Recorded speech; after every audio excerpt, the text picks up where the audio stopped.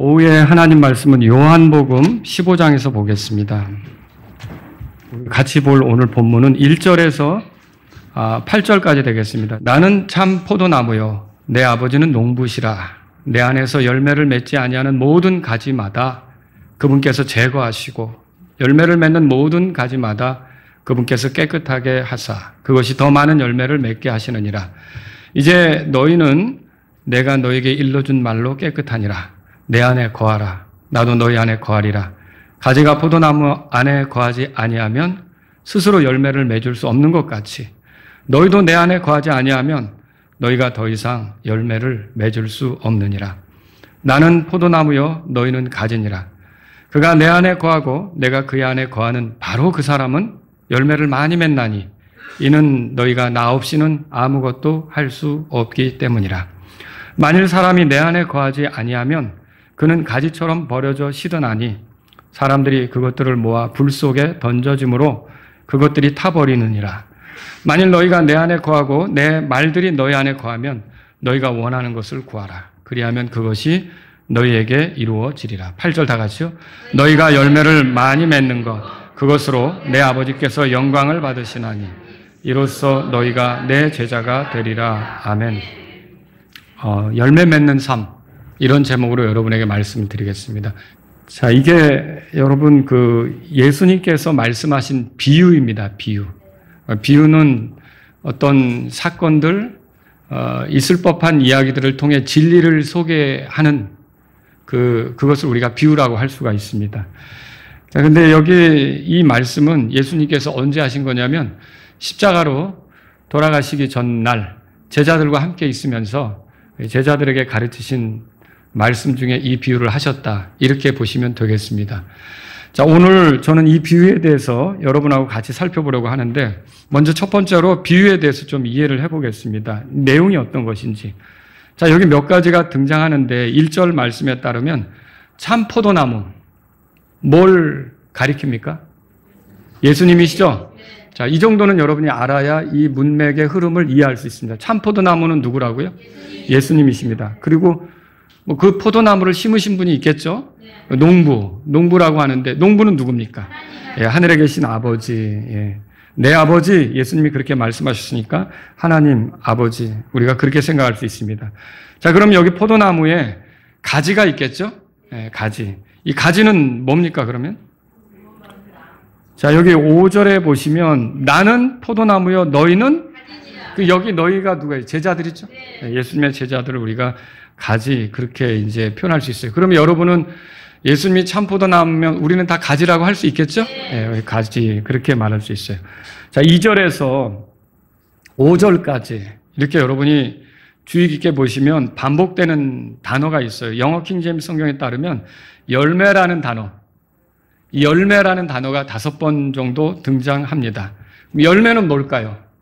자, 포도나무를 심었습니다. 그러면 열매가 사과입니까? 아니에요.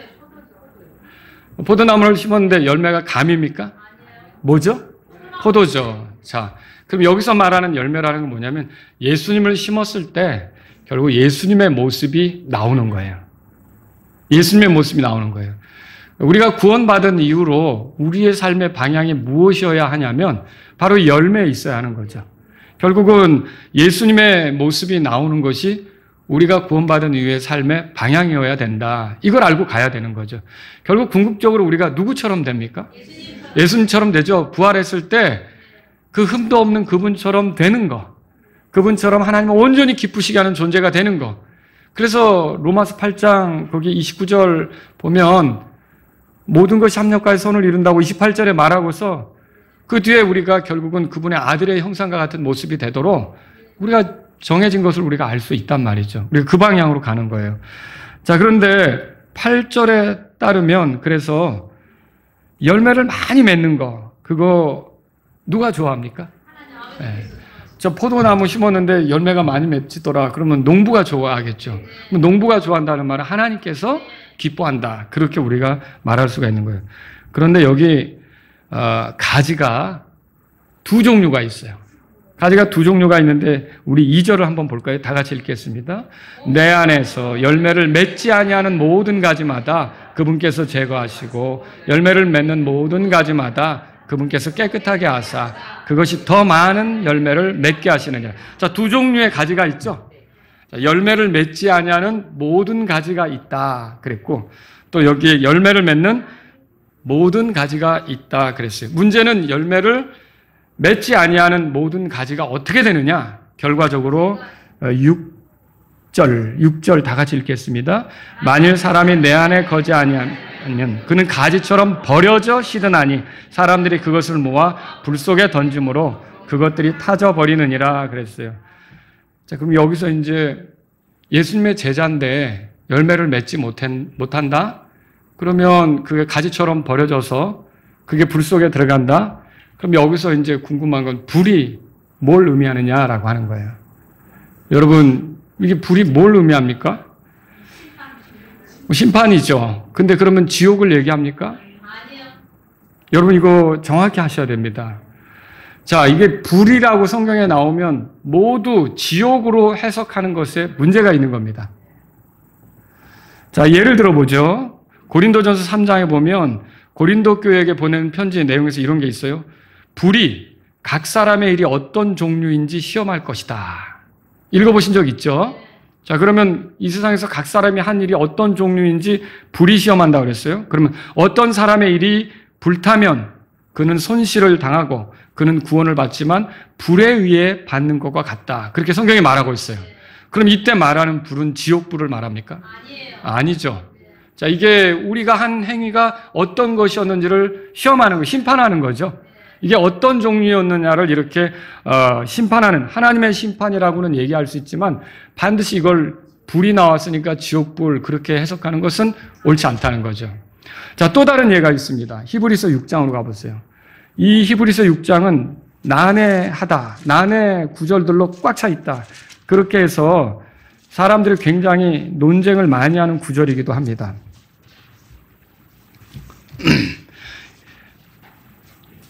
자, 3절에 보세요. 만일 하나님께서 허락하시면 우리가 이것을 하리라. 자, 이는 한번 빛을 받고 하나님의 은사를 맛보고 성령님에게 참여한 자가 되고 하나님의 선한 말씀과 장차 올 세상의 권능들을 맛본 자들의 경우 만일 그들이 떨어져 나간다면 회개에 이르도록 그들을 다시 새롭게 하는 것은 불가능하며 그들이 자기 자신들에게 하나님의 아들을 새롭게 십자가 못 박고 그분을 공개적으로 모욕하는 것이기 때문이라. 7절, 8절 다 같이 읽어보죠. 이는 땅이 그 위에 자주 내리는 비를 흡수하고 그것을 가꾸는 자들에게 적합한 채소를 내놓으면 하나님으로부터 복을 받으나 가시들과 찔레들을 내는 것은 버려지고 저주에 가까이 있어 그것의 마지막은 불살라지는 것이기 때문이다. 자, 여기서도 마지막에 불살라지는 게 나와요. 자, 이 불살라지는 것이 지옥불을 얘기하는 것이냐? 아니라고요? 지옥불 아닙니까? 헷갈리는 거예요. 지옥불이냐? 지옥불이 아니냐? 여러분, 이게 어떤 내용입니까? 6절, 7절을 보시면 이게 이렇게 생각하셔야 돼요. 지금 예수님의 비유는 가지 얘기죠, 가지. 히브리서 6장은 땅에 대한 얘기예요. 예수님의 비유는 가지가 열매를 내냐 못 내느냐죠. 그리고 이 히브리서 6장에서는 땅이 채소를 내냐 못 내느냐예요. 자, 비를 줄 거 아닙니까? 그러면 좋은 채소를 내야 그 땅이 좀 쓸모있는 땅이다 이렇게 얘기하겠죠. 근데 예수님의 비유에서 열매를 내놓지 못하면 그 가지는 어떻게 한다 그랬어요? 불에 태워진다 그랬죠. 불에 던져진다 그랬죠. 여기도 지금 이 땅은 어떻게 되냐면 태워지는 거예요. 지금 이걸 얘기하고 있는 거예요. 그래서 여기서 이게 사건, 말하자면 하나는 포도나무에 대한 얘기고 하나는 땅에 대한 얘기지만 이게 흐름은 같은 거예요. 흐름은 같은 거라고요. 자, 여기서 중요한 게 한 번 얻은 구원을 여러분 성도가 이룰 수가 있습니까? 그걸 어떻게 알죠? 그거 하나님 말씀으로 알죠. 바로 히브리서 찾으셨으면 5장에 가보세요. 그 5장의 8절에 9절에 다 같이 한번 읽겠습니다. 또 완전하게 되셨으므로 그분께서는 자신에게 순종하는 모든 자들에게 뭐라고 돼 있어요? 영원한 구원의 창시자가 된다 그랬죠? 따라서 영원한 구원. 자, 그럼 이 구원을 잃어버릴 수 있다는 말이에요? 내가 교회 잘 다닐 때만 구원이고 그렇지 못하면 구원을 반납해야 된다. 그겁니까? 이건 그 말이 아니에요. 영원한 구원, 예수님이 주시는 구원, 예수님이 구원의 창시자인데 어떤 구원을 주시느냐? 영원한 구원을 주시는 거예요. 예수님이 구원자라고 하는데 우리에게 구원을 주면서 내가 구원은 주지만 잘하는 거 보고 뭐 시원찮으면 도로 뺏을 거야. 이거 아니라는 거죠. 그러니까 우리가 예수님을 믿으면 얻게 되는 구원은 어떤 구원이에요? 영원한 구원이에요. 그래서 지금도 복음을 전한다고 하지만 영원한 구원이 아니라 구원받았어도 행위가 부족하면 다시 그걸 구원을 반납해야 된다. 이렇게 가르치는 거는 이 예수님이 주시는 구원이에요? 아니에요. 예수님이 말씀하신 복음이에요? 아니에요. 히브리서 기록이 얘기하는 게 아니라는 거죠. 이건 잘못된 거예요. 그래서 여러분 한 번 구원을 얻으면 잃어버릴 수가 없습니다. 그래서 여기서 보면은 이거 보세요. 4절부터 빚을 받았다. 은사를 맛봤다. 그리고 성령님에게 참여했다. 여러분 성령님에게 참여했습니까? 여러분? 그리고 선한 말씀과 장차 올 세상의 권능들을 맛봤다. 여러분 앞으로 어떤 세상이 이루어질 걸 여러분 그려볼 수 있습니까? 어떻게 그려요? 뭐 꿈을 꿨어요? 아니 말씀에 있잖아요. 믿는 우리가 말씀을 통해서 미래가 어떻게 될지를 봤잖아요. 근데 그들이 떨어져 나간다. 그들이 떨어져 나간다. 그럼 그들을 다시 구원받게 할 수 있습니까? 예, 여기 회개에 이르도록 그들을 다시 새롭게 하는 것이 불가능하다. 그게 어려운 거예요. 그리고 그 사람들은 오히려 십자가에 못 박히셨던 예수님을 조롱하는 그런 모습을 내놓는 거죠. 여러분 여기서 불이라고 하는 것을 만약에 지옥불로 해석하면 여러분이 하나님의 모든 은혜를 누려놓고 다시 지옥으로 들어가는 일이 생기는 꼴이 되는 거죠.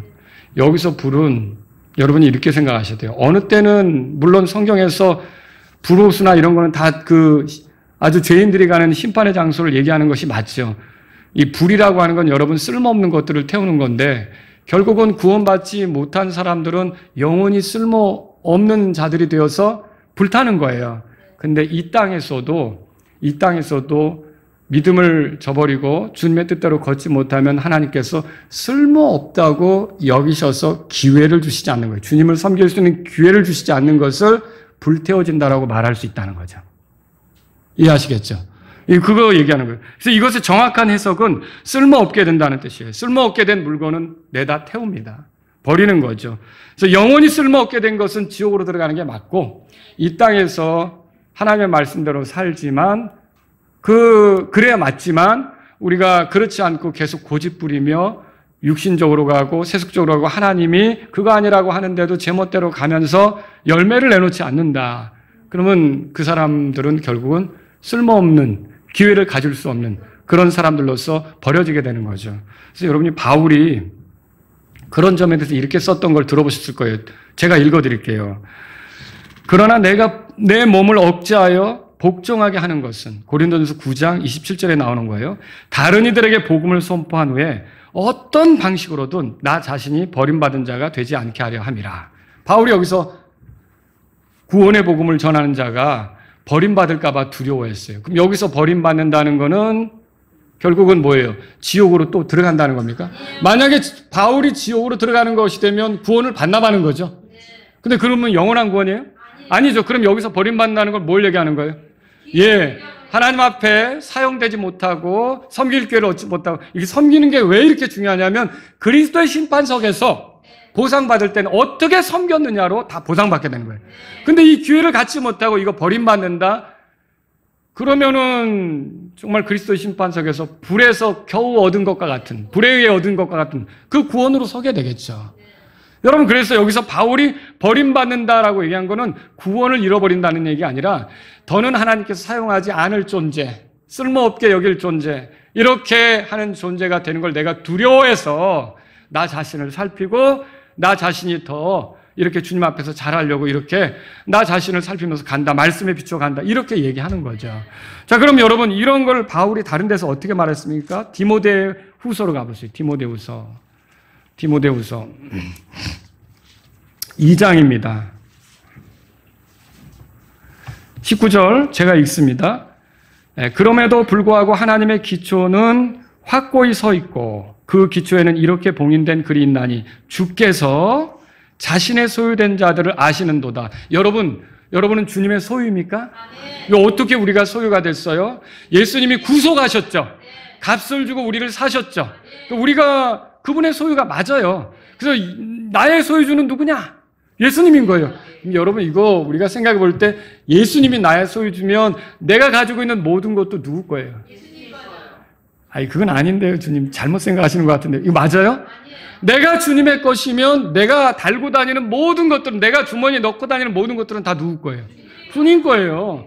네가 내 거면, 내가 내 필요해서 너 원하면 내놔야죠. 이건 아닌데요. 이거는 아니라는 거죠. 내가 주님의 소유고 주님이 나의 소유주다. 그러면 내가 가진 모든 것도 주님 것이 되는 거예요.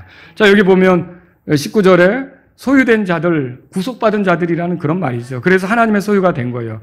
그들이 그리스도인이죠. 자, 또 그리스도의 이름으로 불리는 모든 자. 우리가 그리스도의 이름으로 불려요. 그래서 그리스도인이에요. 여러분이 그리스도를 따르는 사람이죠. 그리스도를 통해 구원받은 자들이죠. 그리스도를 통해 소망을 갖게 된 자들이죠. 그래서 우리가 그리스도 이름으로 불리는 자들이에요.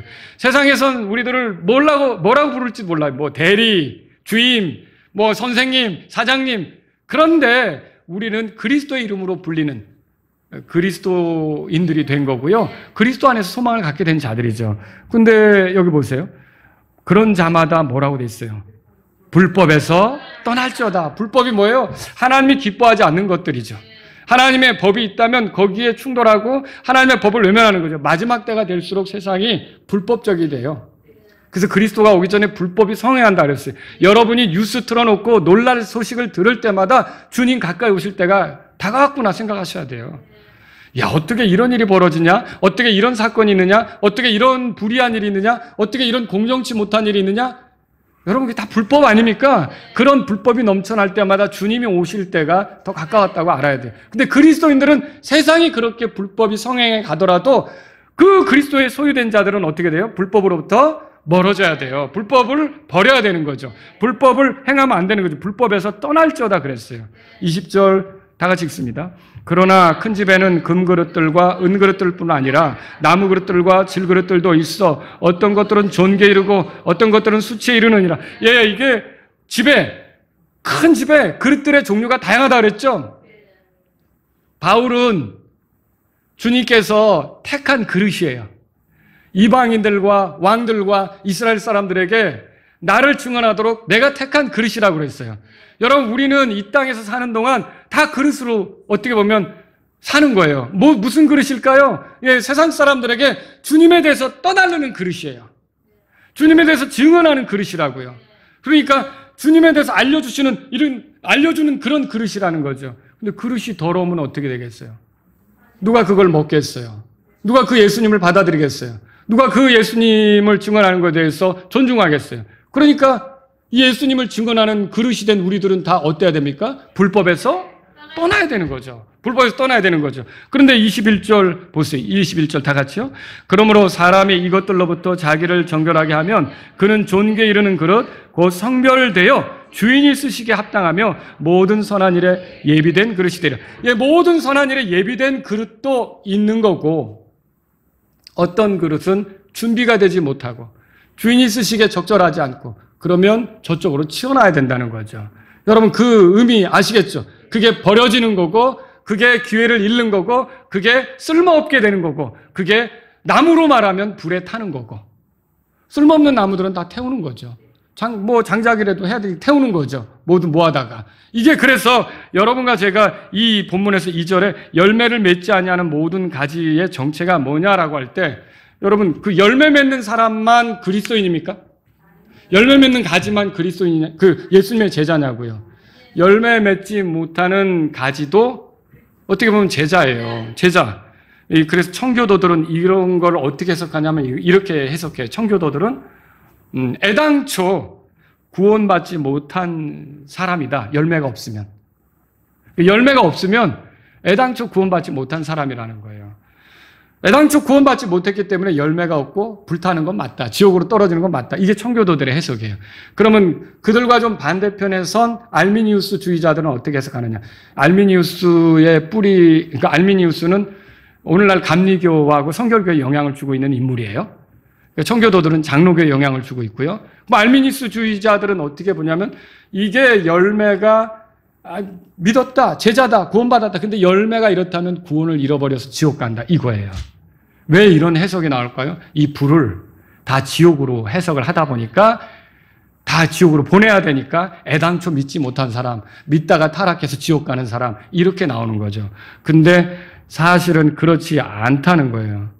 여러분, 여기서 이 가지들에 대한 해석을 잘 할 수 있는 방법은 힌트가 어디에 있느냐? 8절에 있어요. 8절에. 자, 8절 다 같이 읽습니다. 너희가 열매를 많이 맺는 것, 그것으로 내 아버지께서 영광을 받으시나니 이로써 너희가 뭐라고 돼 있어요? 자, 이 열매의 문제는 여러분이 알아야 될 게 구원받기 위해서 열매를 맺는 겁니까? 아니에요. 이 열매 문제는 제자로서 제자답게 살기 위해서 필요한 거예요. 그러니까 이 열매를 맺으면 너 내 제자라는 소리를 듣는 거죠. 어째 그래요? 제자가 예수님으로부터 배우는 사람이잖아요. 그 예수님으로부터 배워서 듣고 예수님이 어떻게 행동하셨나 그거 성경을 통해 보고 나도 그렇게 살아야지. 예수님이 어떤 식으로 말했나? 나도 그렇게 말해야지. 예수님이 어떤 식으로 생각하시나? 나도 그렇게 생각해야지. 예수님으로부터 배워서 예수님처럼 사는 사람이 네가 제자다 이런 소리 듣는 거죠. 근데 예수님은 그런 걸 성경을 통해 많이 보여줬지만 나는 덮어놓고 있고 읽지도 않고 알려고 하지도 않고 모든 결정과 판단은 내 멋대로 해요. 그러면 제자란 소리 들어요? 못 듣는 거죠. 그러면 준비가 된 사람이에요, 그 사람이?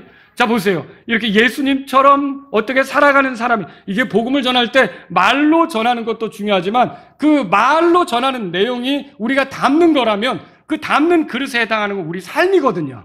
근데 우리 삶이 불법을 행하면서 예수님의 제자답지 않은 삶을 산다. 그럼 누가 우리가 전하는 예수님을 받아들이겠어요? 거부하죠. 그런 게 있을 수가 없다는 거죠. 그래서 이 본문은 뭘 얘기하는 거냐면 열매를 맺으면 농부에게 기쁨이 되는 거고, 이 구원받기 위해서 열매 맺으라는 소리가 아니에요.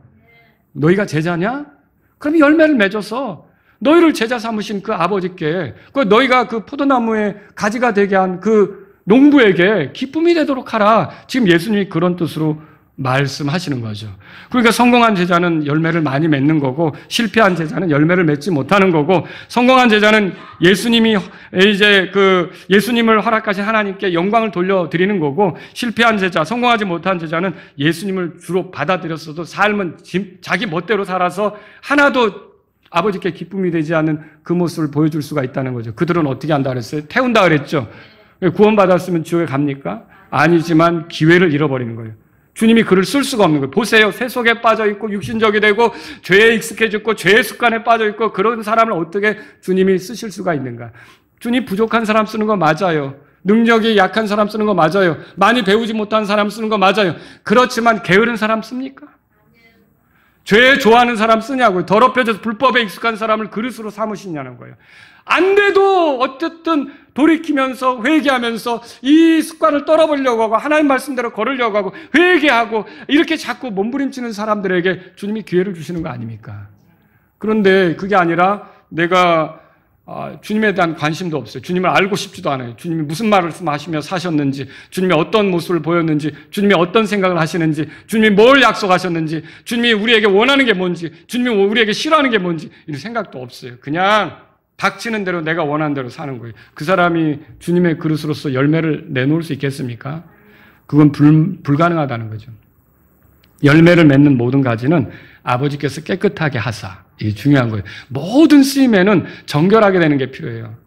더럽혀지면 쓰기가 곤란한 거예요. 우리가 하나님 앞에 하나님의 자녀로서 살려면 먼저 필요한 게 뭐예요? 정결하게 되는 거예요. 그래서 예수님의 피로 정결하게 되는 거죠. 그런데 우리가 살아가면서 또 죄를 안 짓나요? 넘어지죠. 실수하죠. 잘못하죠. 죄 짓죠. 부끄러운 모습 드러내죠. 그럼 그거 그대로 갑니까? 아니죠. 온몸을 씻은 사람도 발을 씻어야 된다고 그랬고, 때가 가까워 왔으면 우리가 더욱더 불법을 멀리하고 어떻게 해요? 주님 앞에서 열매를 내고자 하는 마음으로 주님 기다려야 되는 거 아닙니까? 주님이 오시는 걸 더디하시니까 진짜 안 오실려나 봐. 이겁니까? 아니죠. 갑자기 오실 수 있는 거예요. 언제든 오실 수 있는 거예요. 그래서 저와 여러분들이 이 비유를 생각하면서 주님이 우리 마지막 시절에 우리에게서 원하는 게 열매구나. 예수님의 모습으로 사는 걸 원하는구나. 이걸 생각해야 된다는 거죠. 그래서 이 비유가 가르치는 게 뭐예요? 첫째, 구원받은 우리가 예수님의 모습을 드러내는 것을 하나님이 기뻐하신다는 거예요. 옛날에 내 모습을 드러내면 냄새 나잖아요. 혈기 나오고, 육신 나오고, 시기 나오고, 질투 나오고, 이기심 나오고, 자존심 나오고, 이거 다 하나님 기뻐합니까? 아니죠. 그런 것들 드러내며 살라고 내가 구원받은 겁니까? 아니죠. 그러면 나는 그리스도와 함께 십자가에 못 박혔다. 나는 그리스도와 함께 죽었다. 이 믿음의 고백으로 어떻게 합니까? 내가 이제는 생명의 새로운 가운데 예수님과 더불어 사는 사람이다. 이렇게 가야 되는 거 아닙니까?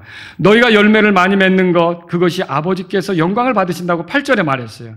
우리가 구원받았다면 예수님의 제자로 살면서 예수님으로부터 배워 예수님의 모습을 드러내는 것이 필요하다는 거죠. 그것이 열매며 열매를 많이 맺는 거 하나님께 영광이 되는 거예요. 여러분, 그리스도인의 삶의 목적이 뭐예요? 하나님께 영광 돌리는 거죠. 하나님께 영광 돌리는 거예요. 그러면 하나님께 영광 돌리는 방법은 뭐예요? 열매를 많이 맺는 거예요. 또 열매를 많이 맺는 거니까 다음 주부터 포도 막 이렇게 달고 오는 거 아니죠.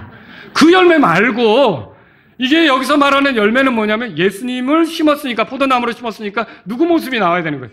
예수님의 모습이 나와야 되는 거죠. 그래서 내가 예수님하고 좀 다른 것 같다 생각하는 게, 말하는 게 이상하게, 저도 그럴 때 있어요. 이렇게 말하면 안 되는데 말해놓고 이거 예수님이 이런 식으로 말하는 걸 원하지 않을 텐데, 그럼 그때는 어떻게 됩니까? 바로 무릎 꿇어야죠. 주님, 이거 아닙니다. 내가 돌이킵니다. 잘못했습니다. 주님의 그 새롭게 하심 속에서 용서해 주시고 내가 새롭게 하심 속에서 다르게 걷게 해주세요. 이렇게 여러분이 돌아서는 거죠. 그래서 우리가 예수님의 모습을 많이 드러내는 걸 주님이 원하신다는 거죠. 하나님이 기뻐하신다는 그거죠. 두 번째는요, 예수님의 모습을 드러내려면 그럼 어떻게 해야 되느냐? 여기 예수님과 더불어 살아야 돼요. 4절에 보세요. 4절 뭐라고 말했어요? 15장 4절 다 같이 읽습니다. 내 안에 거하라. 나도 너희 안에 거하리라. 가지가 포도나무 안에 거하지 아니하면 스스로 열매를 맺을 수 없는 것 같이 너희도 내 안에 거하지 아니하면 너희가 더 이상 열매를 맺을 수 없느니라. 여기서 내 안에 거하라 그렇게 말했어요. 이거 뭐예요? 이게 주님과 더불어 살아가라는 말씀 하시는 거예요. 어떤 경우도 이 포도나무에 가지가 붙어 있지 않으면 이 포도나무 가지는 절대로 열매를 맺을 수가 없어요. 그 원리를 아시죠? 그 4절 끝에 너희도 내 안에 거하지 아니하면 너희가 더 이상 열매를 맺을 수 없느니라. 그 말이 그거예요. 한 번은 제가 8월 이맘때죠. 꽤 오래전이었어요. 이제 그 성도님은 우리 교회 지금은 없고 이제 서울에 사시니까 다른 교회 이제 아마 다니신다고 생각하는데, 그 성도님의 친정집이 대부도예요. 근데 이 시기에 포도를 수확해요. 그런데 이제 그래서 어떻게 교제하다 보니까 많은 일손이 필요하다는 얘기를 듣고 저하고 우리 성도님들이 대부도로 간 거예요. 포도 수확을 도와주려고. 그래서 막 담고 뭐 이렇게 따고 뭐 이렇게 하면서 하는데, 그때 어떤 이 농부 중 한 분이 제게 이런 식으로 말씀하셨어요. 목사님, 포도 열매를 더 좋게 하기 위해 하는 일이 가지치기예요. 가지치기를 하지 않고 그냥 그 가지대로 그대로 다 두면 열매는 많이 맺히는데 당도가 떨어진다는 거예요. 그러니까 이게 속가내기 위해서 이렇게 알차게 하기 위해서 가지를 잘라낸다는 거죠. 그리고 그거 그대로 두면요, 무게에 눌려가지고 쭉 깔아져가지고 못 써요. 버려요. 그래서 가지치기라는 거예요. 그리고 이 가지치기에서 지금 우리가 거두는 게 남아있는 가지의 열매들을 거두는 거예요. 제가 거기서 이 요한복음 15장의 말씀을 깨닫게 됐어요. 그거구나. 이게 저는 거기서 남아있는 가지가 있고 잘려져 나간 가지가 있는데, 잘려져 나간 가지에게서는 열매를 기대할 수가 없는 거고, 계속적으로 포도나무에 붙어있는 가지는 열매를 맺고 우리가 지금 수확하는 게 그거구나. 여러분, 가지치기의 목적은 다른 게 아니었죠. 더 많은 열매를 맺게 하기 위한 거였죠. 5절 보세요. 5절 다 같이 읽습니다. 나는 포도나무요 너희는 가지니라. 그가 내 안에 거하고 내가 그의 안에 거하는 바로 그 사람은 열매를 많이 맺나니 그랬어요. 자, 사람이 6절에는 내 안에 거하지 아니하면 그는 가지처럼 버려진다고 그랬어요. 과연 그래요? 우리가 주님 없이 뭐 할 수 있습니까? 그래서 빌립보서 4장 13절도 뭐라고 해요? 나를 강하게 하시는 그리스도 예수님을 통해 내가 모든 것을 할 수 있다.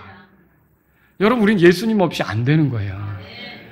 우리 중 그 누구도 스스로 열매를 맺을 수가 없는 거예요. 포도나무에 의존해야 되는 거죠. 예수님의 제자라면 그래서 언제나 예수님을 의존해야 되는 거예요. 예수님을 알려고 해야 되는 거예요. 예수님으로부터 배우려고 해야 되는 거예요. 예수님께 가까이 가야 되는 거예요. 예수님의 말씀을 들으려고 해야 되는 거예요. 예수님이 원하는 게 뭔지를 알려고 해야 되는 거예요. 그리고 예수님이 싫어하는 것도 알아야 되고요. 그리고 예수님께 도와달라고 매달리고, 이런 관계를 통해서 열매가 나온다는 거죠. 그럼 열매가 나오면 내가 잘해서 나온 거예요?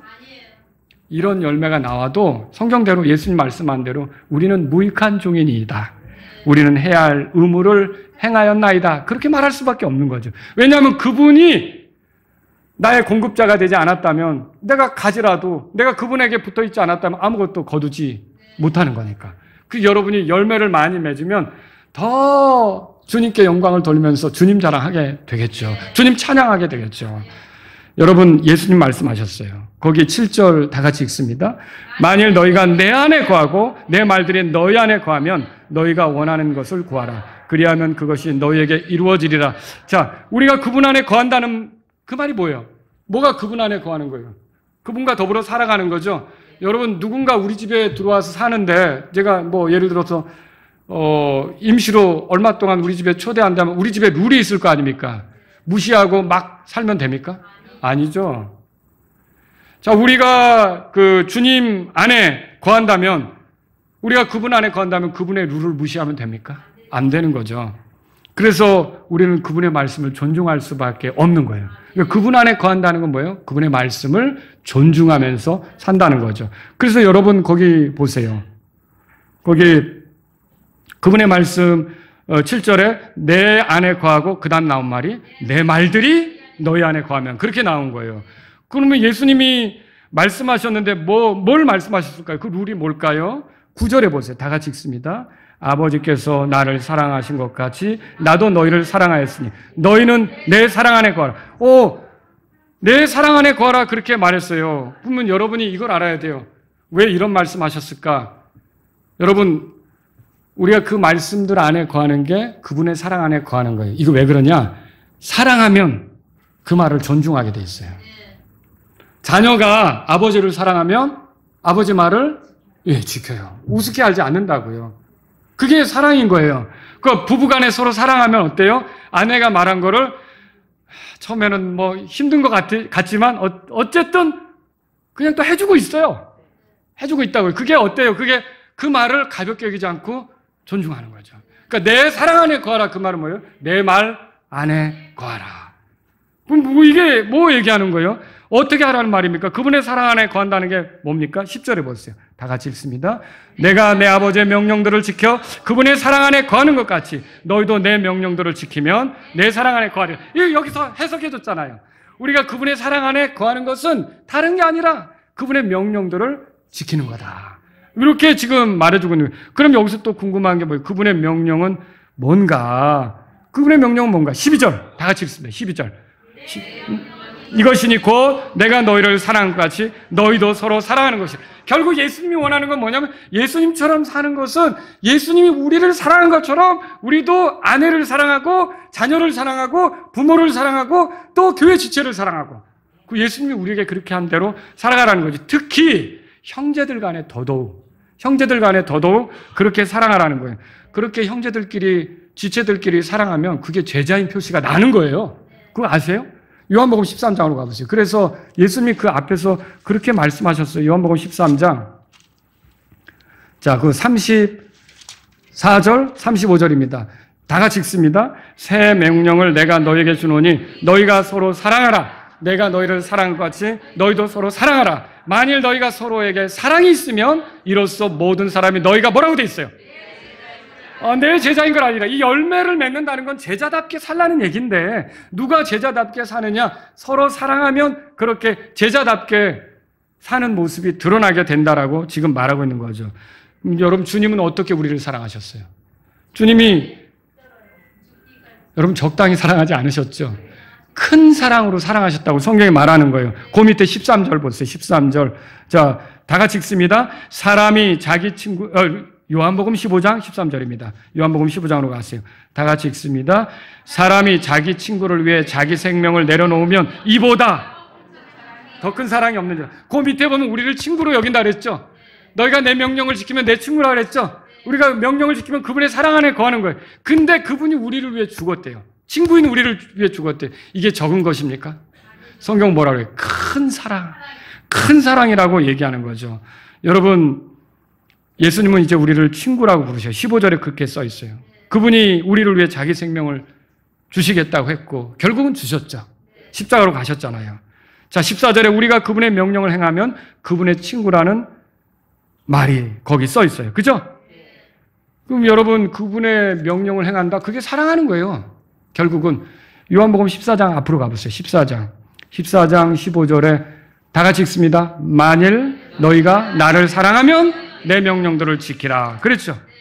그래서 결국은 그분의 사랑 안에 거한다는 것은 그분의 명령들을 지키는 거죠. 그분으로부터 배운 대로 살아가려고 하는 거예요. 그게 제자죠. 이렇게 사는 거를 주님이 원하시는 거예요. 그러니까 구원받았다, 죄사함 받았다, 나 오늘 죽어도 하늘나라 간다, 이제 구원의 목적은 천국이니까 난 다 된 거다. 끝입니까? 아니에요. 이건 시작에 불과한 거예요. 앞으로 더 누릴 게 많은 거예요. 그리고 여러분이 구원받았다면, 정말 죄사함 받았다면 이제는 어떻게 하면 내가 예수님의 제자답게 살까? 여러분, 건강한 교회는 물론 죄사함 받아서 기쁜 사람들이 모인 교회이기도 하지만 그걸 넘어서서 내가 예수님의 제자로서 사는 것을 기뻐하는 사람들이 넘치는 교회예요. 여러분들이 오늘 아침에 사도행전 읽어보셨지만 바울이 돌 맞아 쓰러졌을 때 그 둘러선 사람들을 성경이 뭐라고 표현했어요? 제자들이라고 표현했어요. 제자. 그게 뭐예요? 거기서 루스드라에서 예수님을 믿고 구원받은 사람들 중에서 결국은 주님을 따르기로 한 사람들이 있었다는 거죠. 그들이 심각하게 그 장면을 지켜보고 있었던 거죠. 여러분, 오늘 이 비유를 통해 주님이 우리에게 말씀하시는 게 있어요. 첫째는 뭐냐면, 만일 우리가 구원받았다면 우리는 우리를 구원해 주신 예수님처럼 살아 하나님 아버지께 영광을 돌려야 한다는 겁니다. 열매를 맺는다는 것은 결국 예수님의 모습을 드러내는 거죠. 주님의 명령대로 사는 거, 이거예요. 그래서 열매 맺는 것은, 여러분, 열매 맺는 것으로 구원받는 거 아니라고 그랬죠? 또 열매 맺지 못하면 구원을 잃어버린다, 그거예요? 그거랑 상관없어요. 열매는 제자답게 사는 거죠. 제자답게. 구원은 예수님을 통해서 나타난 하나님의 은혜로 얻는 거고, 우리가 이 은혜를 얻었다면 이제 그 은혜를 힘입어서, 그리고 성령님이 내 안에 계시고 말씀이 주어지니까 그리스도의 사랑 안에 거하면 되는 거예요. 그분 안에 거하면 되는 거예요. 그분처럼 우리가 그분의 명령을 존중하며 사랑하며 살면 되는 거죠. 하나님은 구원받은 우리에게서 결국 누구 모습이 나오는 걸 원해요? 예수님의 모습이 나오는 걸 원해요. 우리가 이 세상을 살아갈 때 우리가 예수님을 전하는데 사람들은 예수님을 몰라요. 근데 예수님을 어떻게 발견할 수 있어요? 하늘로 가면 예수님 계시죠. 근데 예수님 하늘에 계시고 우리에게 증언자가 되라고 맡기셨잖아요. 증인이 되라고. 그럼 우리가 예수님이 어떤 분이신지를 우리 모습으로 보여야 하고, 그들에게 기회가 오면 우리 입으로 말해야 되고, 근데 우리 입으로 말하는 내용이 효과적으로 전달되려면 그릇인 우리가 예수님의 모습을 전해서 그들이 우리를 보면서 듣고 싶어야죠. 알고 싶어야죠. 그런 일이 생겨야 된다는 거죠. 예수님 말씀하셨어요. 가라. 모든 족속을 가르치라. 아버지와 아들과 성령의 이름으로 침례를 주라. 끝. 됐어. 이겁니까? 그리고 그렇게 된 사람들 어떻게 하라고 그랬어요? 내가 너에게 명령한 모든 것을 가르쳐 지키게 하라. 이게 뭐예요? 제자로 삼으라는 뜻이에요. 그러니까 여러분, 우리가 교회가 어떤 역할을 해야 되냐면 구원받지 못한 사람에게 복음을 전해서 구원받도록 또 도와야 되지만, 죄사함 받았다고 다 된 거라고 얘기하는 게 아니라 이제 구원받았다면 어떻게 해요? 제자로서 살아서 그리스도의 심판석에 설 준비를 하라고 얘기해야 되는 거예요. 구원받지 못하면 흰왕자 심판석에 서겠죠. 근데 우리는 구원받았다면 거기는 안 서요. 근데 그리스도의 심판석은 서야 되잖아요. 누가 그 그리스도 심판석에서 좋게 보고할까요? 제자로서 예수님의 모습을 충분히 드러내. 그러니까 가장 예수님의 모습을 잘 드러낸 사람이 결국 상을 받겠죠. 구약에 읽어보면 요셉 같은 인물을 보면 예수님의 모습이 드러나더라고요. 그렇잖아요? 고난 속에서 그가 어떻게 하는지, 팔려가는 거며, 예수님도 팔려갔지만, 종생활하는 거며, 죄도 없이 감옥에 갇히는 거며, 그런 걸 다 견뎌가잖아요. 그러니까 예수님처럼 살아서 선한 일이 이루어지는 것을 경험하잖아요. 여러분, 오늘날 우리가 마라나타 침례교회 성도들이 관심을 가져야 될 거는, 이제 내가 구원받았다면 내 삶, 내 모습이 예수님을 드러내는 그릇이어야겠다. 여러분이 저를 위해서 기도해 주신다면 그런 기도도 필요한 거예요. 하나님 말씀을 전하는 그릇인데 더럽혀지지 않도록, 늘 정결하도록, 깨끗하게 되도록, 그리고 하나님에 의해서 준비된 그릇이 되도록. 여러분, 더럽혀지면 더 이상 힘이 없어요. 말씀을 전할 수가 없게 되는 거죠. 우리 모두가 서로를 위해서 그렇게 깨끗한 그릇이 되도록, 열매를 내놓도록 그렇게 기도해야 된다는 거죠. 서로를 위해서. 두 번째로요, 만일 우리가 구원받았다면 예수님의 모습을 드러내는 것에 집중해야 되는 거죠. 열매를 맺으려면 그래서 뭐가 필요한 거예요? 그리스도와의 더불어 사는 게 필요한 거예요. 긴밀한 교제가 필요한 거예요. 이게 필수적인 것을 4절에서 알잖아요. 내 안에 거하라, 나도 너희 안에 거하리라. 가지가 포도나무 안에 거하지 아니하면 스스로 열매를 맺을 수 없다. 그것처럼 너희도 내 안에 거하지 아니하면 너희가 더 이상 열매를 맺을 수 없다. 이렇게 못을 박잖아요. 그래서 그분을 알고 그분을 더 얻고 그분을 더 누리고자 해야 되는 거예요. 그래서 바울이 빌립보서를 쓰면서 그 얘기했어요. 내가 그리스도를 얻기를 위해서 다른 걸 다 배설물로 여기는 거, 그런 얘기 했잖아요. 그게 뭐예요? 이 바울의 열망이 내가 그리스도와 더불어 사는 거, 그 안에 있는 거, 그를 누리는 거, 그분을 더 얻는 거, 이게 나의 열망이라고 말한 거죠. 이렇게 될 때 그 사람 안에서 열매가 나오는 것이다. 이렇게 말할 수 있는 거죠. 여러분, 그리스도와 더불어 교제하는 거, 바로 그거예요. 그래서 그리스도의 말씀으로 채워지는 거죠. 그분의 말씀을 존중하고 받아들이는 거예요. 뿐만 아니라 그 말씀대로 살고자 하는 거죠. 내 말들이 너희 안에 거하면, 다른 말로 너희가 내 명령을 지키면, 너희가 내 사랑 안에 거하면 주님의 제자됨을 드러낼 것이다. 그 말이죠. 그래서 예수님을 닮은 모습이 드러나기를 원한다면요, 계속 주님과의 교제 속에 그분의 말씀을 존중하는 게 필요한 거예요. 말씀을 들으려고 하고, 또 말씀을 읽으려고 하고, 그 말씀이 무엇을 의미하는지 묵상하려고 하고, 그 말씀을 모르면 또 알고자 하고, 그 말씀을 알고자 하는 거죠. 또 그렇게 하면서 어때요? 우리 스스로 힘으로 할 수 없음을 알고 지속적으로 그리스도께 의존하는 게 필요하죠. 그게 뭐예요? 여러분, 구하는 거죠. 기도하는 거죠. 이런 거죠. 그분의 권능과 그분의 지혜로 된다고 믿고 그분을 신뢰하는 거예요. 그분께 구한다는 거, 그분께 기도한다는 거, 그게 그분을 신뢰한다는 표현 아닙니까? 주님의 제자인 우리는 늘 그분이 필요하다는 고백으로 살아야 돼요. 그래서 여러분, 그래요. 하루도 주 없이는 살 수 없습니다. 여러분, 그거죠. 오늘도 주님이 필요합니다. 오늘도 주님의 은혜가 필요합니다. 난 주와 함께 걷는 나그네입니다. 나는 항상 주님과 더불어 살며 주님이 가르쳐 주신 대로 걷기를 원합니다. 이게 우리 삶에 계속 필요하다는 거죠. 저는 우리가 참 포도나무인 예수님께 우리가 가지라면 그분께 붙어 있어서 열매를 풍성히 내는 우리 모두가 될 수 있기를 바랍니다. 다 같이 일어서시겠습니다. 오늘 이 말씀을 들으신 여러분 가운데 주님, 구원받은 내가 아버지께 영광이 되도록 열매 맺는 삶이 되기를 원합니다. 이런 분 있다면 기도하십시오. 예수님의 어떠하심을 드러내는 그런 열매가 되기를 원합니다. 이런 분이 있다면 기도하십시오. 내가 예수님을 증언하는 그릇으로서 정결한 그릇이 되기를 원합니다. 이런 분이 있다면 기도하십시오.